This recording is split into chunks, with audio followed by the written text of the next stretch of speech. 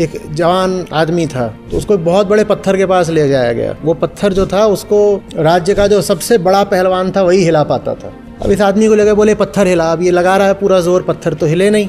उसका जो गुरु था वो बगल में ही खड़ा हुआ था। बोला अपनी पूरी ताकत लगा। उसने पूरी ताकत लगाई, अभी भी नहीं हिला। गुरु ने 5 बार 8 बार ये दोहराया और फिर अपनी शब्द पे जोर देने लगा। बोला अपनी पूरी ताकत लगा।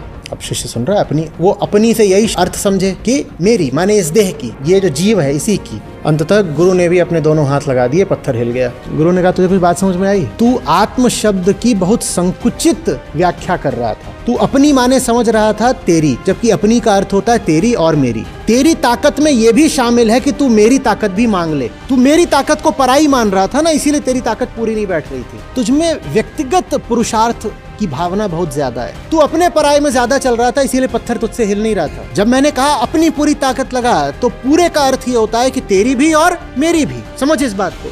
आप ये क्यों सोच रहे हो कि आपको जो करना है अपनी ही सैलरी से करना है? यहाँ इतने लोग बैठे हुए, इनके पास भी तो सैलरी है। आप शेल्टर शुरू करना चाहते हो, आप जब किसी बछड़े को, मेमने को कुछ बचा रहे हो, तो वो कोई आपका व्यक्तिगत मसला थोड़ा ही है, वो तो दुनिया भर का मसला है। तो बता दो दुनिया को कि ये कर रही हूँ। जिनमें आत्मसम्मान होगा वो खुद आपकी मदद करेंगे, जिनमें नहीं होगा वो नहीं करेंगे।